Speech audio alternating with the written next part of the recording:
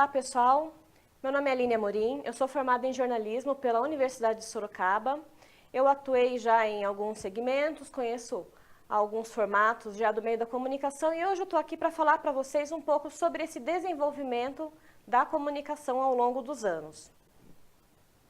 Vamos falar um pouquinho lá atrás, no comecinho da história da comunicação. Nós temos aqui um exemplo dos homens, da época dos nossos ancestrais, os primatas, e como que funcionava a comunicação na época deles. Bom, há 90 mil anos atrás, nós não tínhamos a comunicação verbal. Eles se comunicavam totalmente através de gestos, de grunhidos, as expressões faciais em si falavam por si só, não tinha a fala como nós conhecemos da maneira que hoje acontece. Eles eram semelhantes aos bebês, por exemplo. Vamos pegar esse exemplo para ficar mais prático para a gente. Como que um bebê consegue se comunicar com o pai, com a mãe? Através de um choro, através do olhar, um bracinho levantado quando quer um colo, não é assim? Então, dessa forma, eles conseguiam se comunicar. Com o passar do tempo e com a necessidade, inclusive, da comunicação se modificar, há 40 mil anos atrás, veio a fala da forma que nós conhecemos hoje. Mas a gente pode falar assim, poxa vida, mas por quê? Por que essa necessidade? Porque nós somos animais sociais, nós precisamos viver em grupo. E alguns grupos foram necessitando se aproximar. Nessa necessidade de se comunicar, e eram só os gestos, os grunhidos, os sons, eles foram aperfeiçoando e conseguiram emitir sons diferentes até chegar na fala como nós conhecemos. Mas a título de curiosidade, como eles conseguiam se entender se apenas haviam gestos e sinais? Hoje nós temos estudos que comprovam que 55% da nossa comunicação não é a fala, é a comunicação não verbal. São os gestos, são os olhares, são as expressões. Quando o professor está em sala de aula, falando lá na frente, muitas vezes o aluno sentado está se comunicando mais, porque ele pode estar de braço cruzado, porque não está gostando da aula, ele pode estar desviando o olhar, porque não está gostando do assunto, ou pode estar muito interessado na aula e o professor percebe isso. Então, a comunicação não verbal acaba sendo maior do que a própria fala em si. Nós temos também o tom da voz, que corresponde a 38% dessa comunicação. Quantas vezes você já telefonou para alguém, quando a pessoa atendeu do outro lado, poxa vida, você percebeu que ela estava triste, que estava cansada ou que estava zangada com você? É por isso, pelo próprio tom da voz, não temos a expressão, mas só o alô já resume como que está o espírito da pessoa naquele dia, não é mesmo? Então, as palavras acabam correspondendo a 7% apenas do conteúdo da nossa comunicação. Caminhando um pouquinho mais na história, nós temos a comunicação através de desenhos também. Nós precisávamos evoluir a parte visual. O homem tem muito essa questão visual, essa comunicação que é necessária. Como que eu vou deixar para o meu futuro, para os meus descendentes, a minha história? Só contada? Não, eu vou grafar. Então, os homens das cavernas, eles faziam pinturas rupestres. Até hoje, são encontrados em alguns lugares ainda. Eles faziam desenhos contando histórias, contando questões de guerra, né, de enfrentamento que eles tinham. Mas essa necessidade da comunicação visual não parou por aí. Lá no século XV, Gutenberg lançou uma imprensa. O que era isso? Era uma máquina que imprimia os registros como nós conhecemos hoje. Livros, jornais, revistas. Antigamente era um formato diferente, era uma máquina maior, pesada, mas para que isso serviu e por que isso revolucionou tanto a comunicação?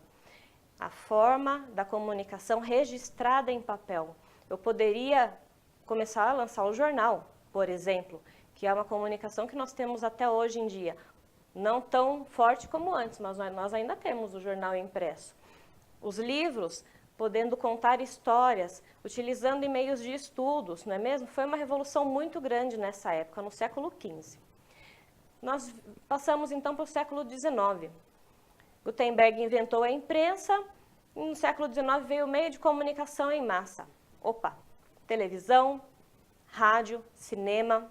As pessoas poderiam se comunicar, ou melhor, consumir a comunicação em grande quantidade, em grande escala. Os meios de comunicação passaram a produzir novelas, filmes, as radionovelas antigamente, e muitas pessoas podiam consumir isso ao mesmo tempo. Encurtou-se o espaço de alguma forma. Mas hoje nós conhecemos... Travei. Pode continuar? Pode continuar quando for assim, a gente para. E vai. Tá. Mas hoje em dia, nós temos também a globalização.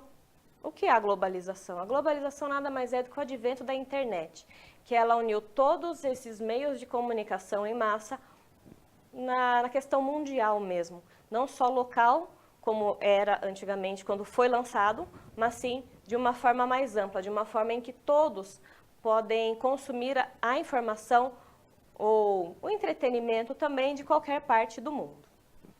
Mas hoje, vamos falar do Brasil.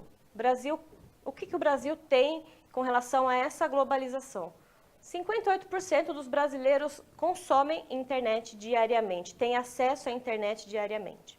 Pode parecer pouco, 58% é um pouco mais da metade da população. Mas vamos pensar que o Brasil ainda é considerado um país de terceiro mundo. Ainda não tem saneamento básico adequado, não tem educação adequada, não tem igualdade. Então, 58% é sim um número bastante interessante para nós.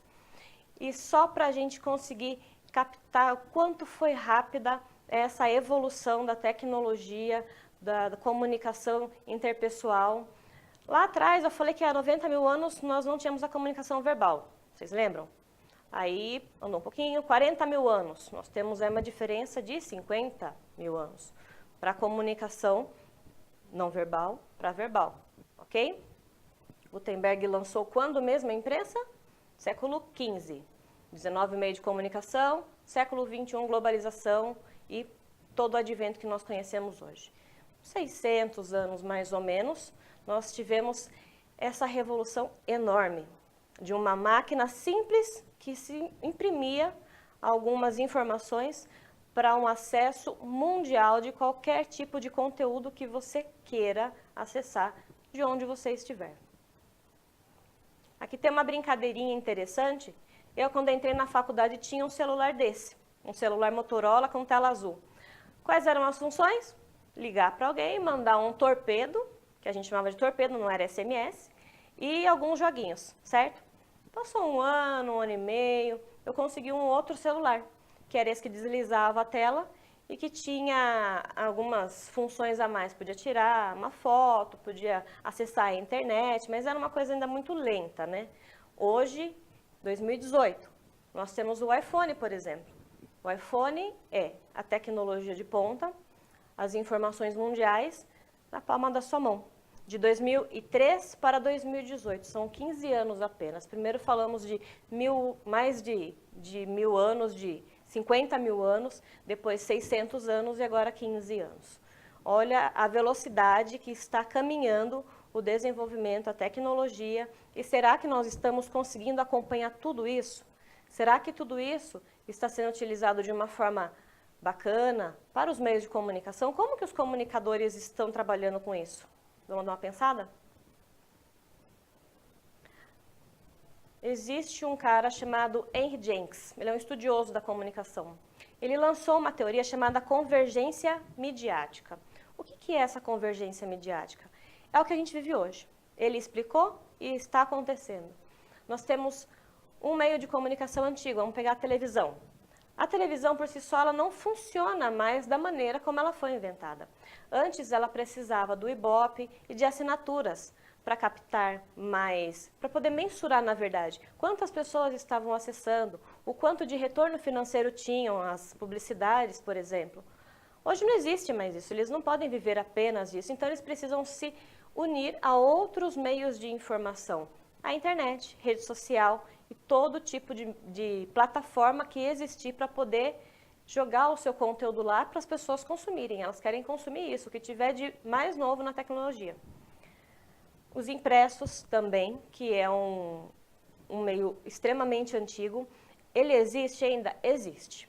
Mas ele existe em formatos menores fisicamente falando de espaço mesmo, eles são menores, eles estão sendo publicados não diariamente, a maioria deles são dias intercalados e precisam do apoio da internet, de apoio de vídeo, de site. Nós queremos velocidade na informação. E pegar um jornal hoje com a informação de ontem, para mim não interessa mais. Eu preciso de alguma coisa a mais, certo? Eu peguei 2 exemplos aqui da cidade, são os 2 jornais mais antigos. Vamos começar pelo Diário de Sorocaba. O Diário de Sorocaba, ele, em 2012, sentiu a necessidade de ampliar o canal de comunicação dele. Ele lançou a TV Diário de Sorocaba.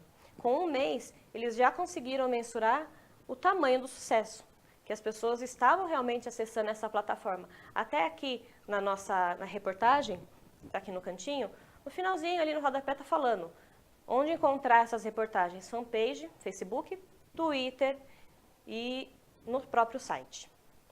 Eles precisaram agregar a informação do impresso para as outras plataformas. Cruzeiro do Sul, a mesma forma, um jornal extremamente antigo, de muita credibilidade, mas não adianta ter só credibilidade mais. Não adianta falar, o meu leitor quer a minha informação. Ele quer a minha informação de que forma?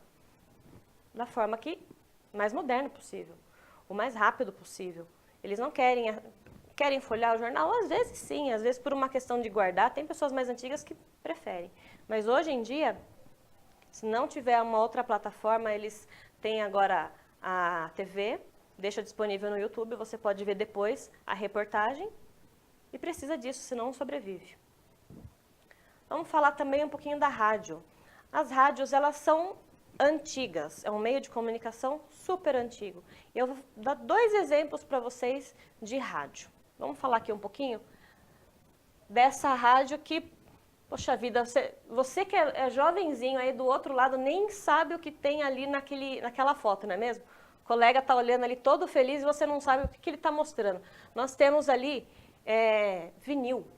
Então, e se você vai saber o que é vinil? Era onde tinha música antigamente. Ele rodava a música dele ali, ó. Tem uns dois aparelhos de vinil, provavelmente para ter uma facilidade maior para soltar o som.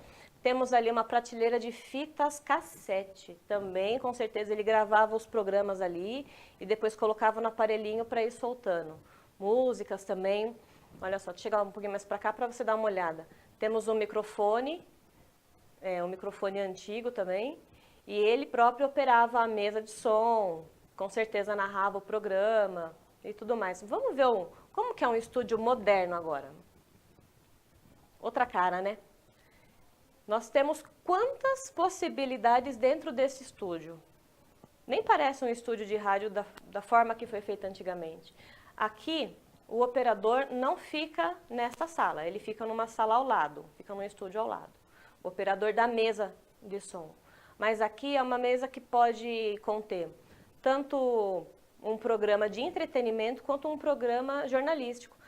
Podem sentar várias pessoas ali neste local, elas podem interagir, porque são vários microfones.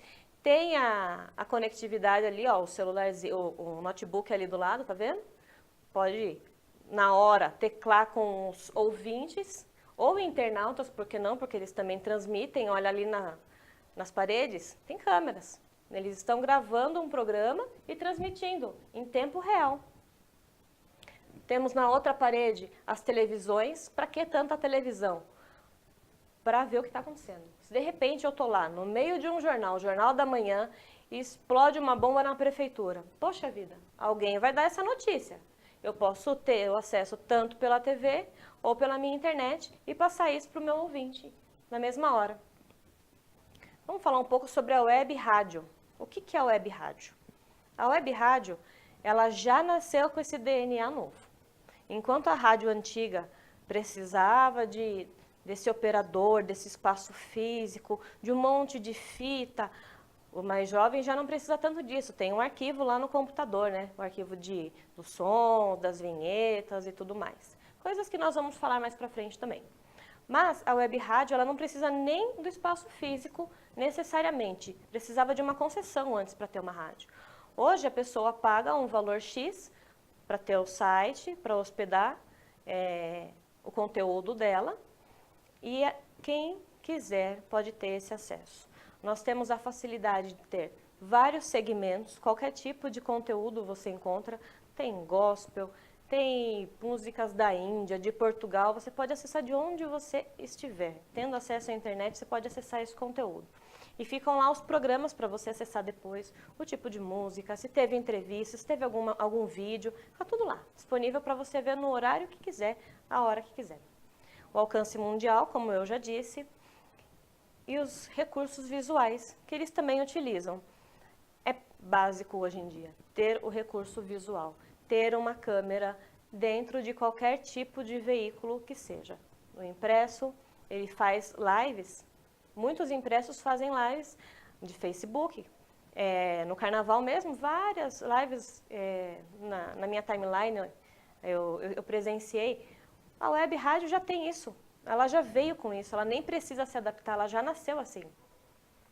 As TVs da mesma forma, um veículo antigo, um veículo de comunicação em massa, que antes nós precisávamos, ali no cantinho, talvez você não enxergue muito bem, mas nós temos um operador, a câmera, antes eram vários operadores e várias câmeras, e o jornalista estava aqui, olhava para a câmera 1, olhava para a câmera 2, olhava para a câmera 3. Não precisa mais disso. A web TV, ela tem uma facilidade também da mobilidade, da agilidade, coisa que a TV antiga não tem. Ela precisa editar tal coisa, precisa fazer tal coisa. Às vezes a web TV, nós temos também nessa imagenzinha aqui do slide, uma moça entrevistando um rapaz ali, está escrito ali que é um chalé. Vamos supor que ela está ali, em tempo real, entrevistando o dono do chalé. De repente você quer saber o preço. Ela não falou o preço, ainda você quer saber o preço. Ela tem ali o WhatsApp dela, o WhatsApp do programa, você manda, fulano, eu quero saber o preço do chalé no fim de semana, quero ir com a minha família. Ela pergunta pro cara, na hora você fica sabendo. Você participa, junto com ela, da programação. Você faz parte dessa informação também. E tendo acesso de qualquer lugar, do seu notebook, do seu tablet, tendo essa interação ao vivo, construindo junto com o apresentador esse cenário de informação. O esporte, ele utiliza muito esse meio, esse recurso, né? Hoje nós temos os campeonatos, principalmente aqui no Brasil nós temos vários campeonatos, vários jogos acontecendo simultaneamente. O que vai passar na televisão? O que dá mais ibope para eles? O time maior. E os outros? E o meu timinho? O timinho do coração? Como é que eu faço para ver? Eu vou lá na internet e eu vejo. Eu vou lá e consigo comentar, eu consigo compartilhar as informações junto com as outras pessoas que estão lá também. A TV digital. A TV digital é um advento que nos Estados Unidos já surgiu há 20 anos. Nós, no Brasil, ainda estamos um pouquinho atrasados com isso, porque a estrutura ainda não permite. Nós estamos estamos migrando para a era digital. Eu me lembro que na época que eu estava na faculdade, isso em meados de 2003 a 2006, um professor esteve em uma feira em São Paulo. Ele chegou para a gente encantado falando, pessoal, vai ter uma época que vai surgir uma TV em que você vai ver a pessoa lá, um ator. Vai ver o ator está com uma camisa de grife e tal. Você clica naquela camisa e descobre aonde foi que ele comprou, aonde foi que você pode comprar, qual é o valor da camisa, você pode adquirir esse produto. Toda essa interação vem com a TV digital. Ela democratiza a informação também.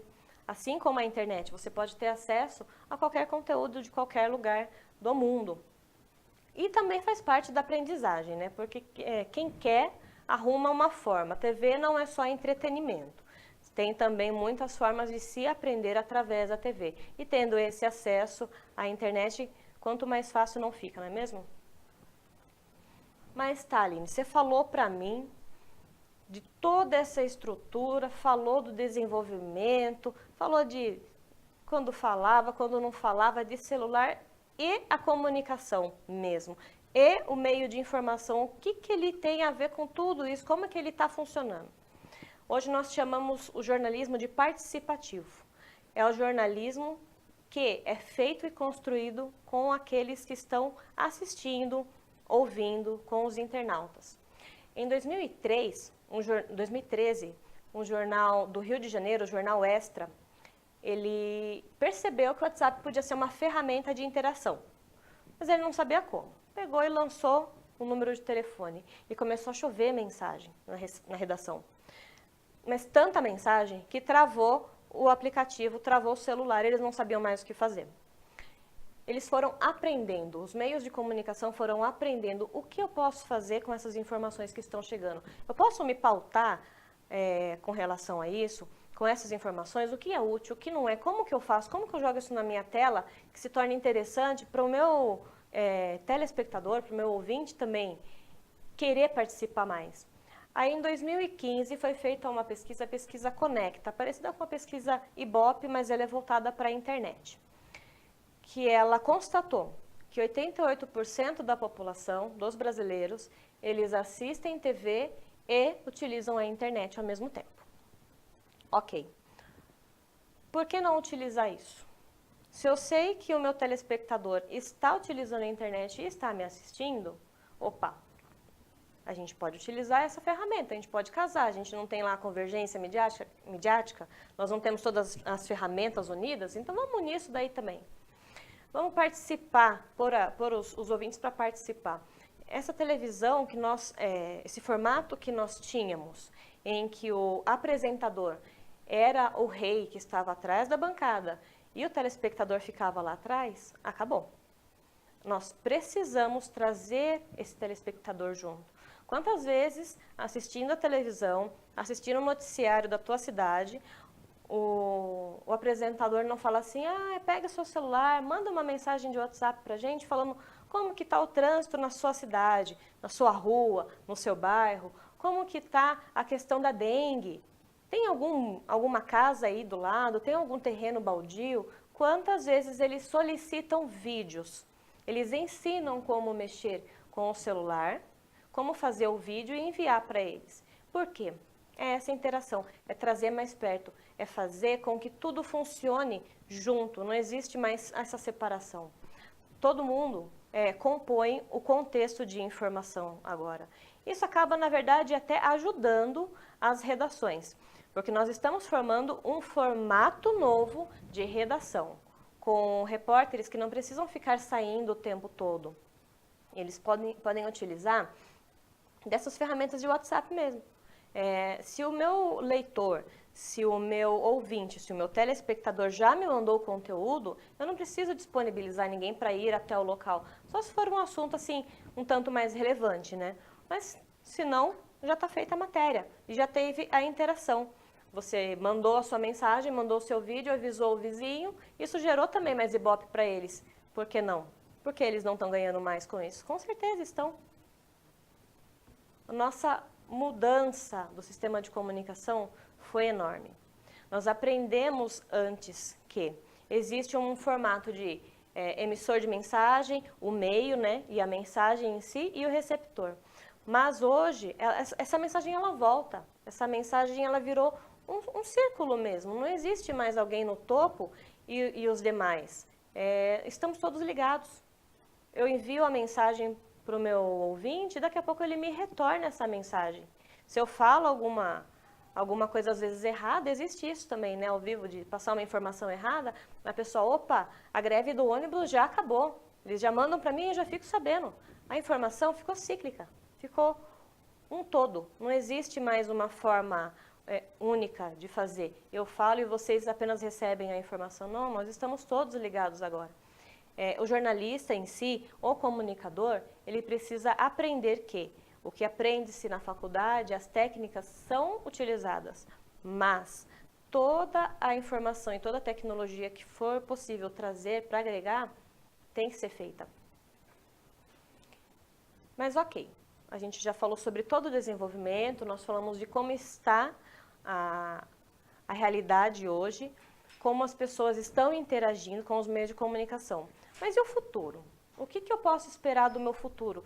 Porque se eu já tenho tanta informação, se eu já tenho tanta agilidade, se eu já consigo participar, o que mais eu posso esperar? A gente pode esperar muita coisa.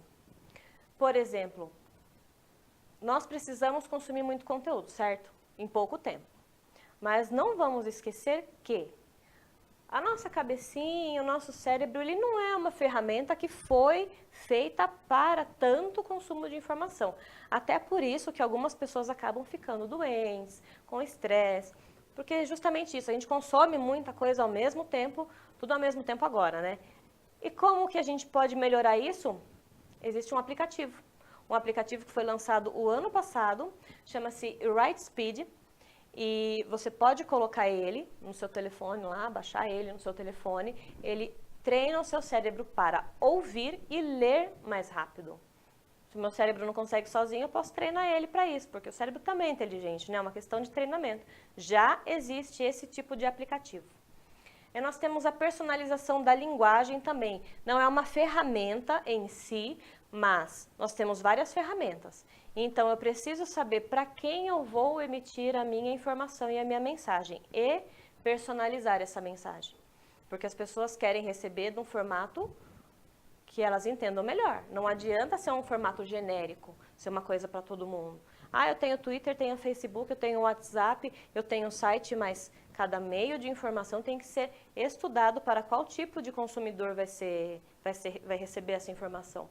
E para isso nós temos que utilizar métricas e indicadores de conteúdo para saber se aquilo que eu estou produzindo e que eu estou utilizando nessas ferramentas estão sendo consumidos da maneira correta e se eu estou tendo o retorno que eu preciso.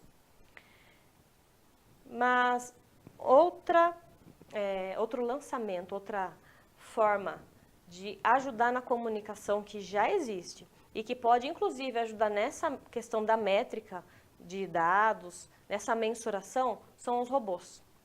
Robôs de telepresença. Eles já existem, são robôs simples.